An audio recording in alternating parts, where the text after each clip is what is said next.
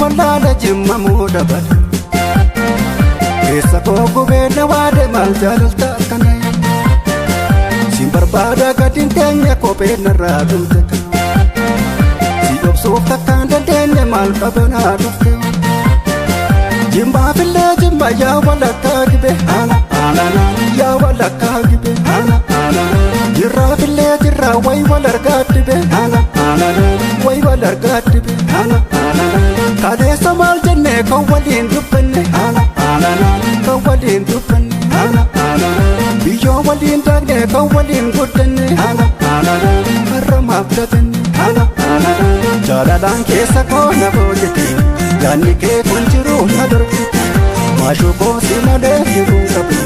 siin barbaada farkaa galaas qabu jaalalaan keessa koo na boojjete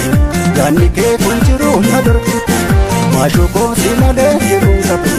siin barbaada farkaa galaas qabu.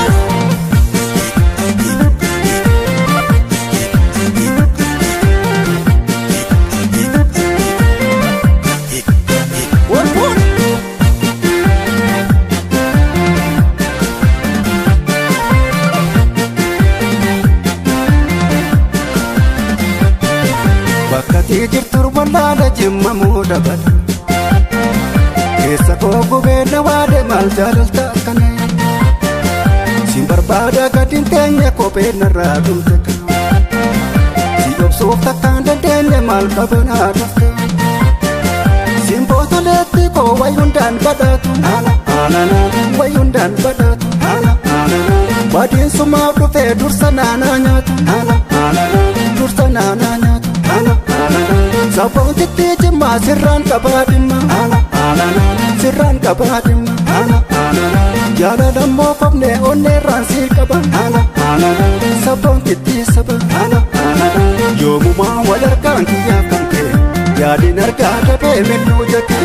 yoomi laata guyyaa nu dheeratte duume keessa kiyyaa siif duubatte jaalalaan keessa koo na boojjete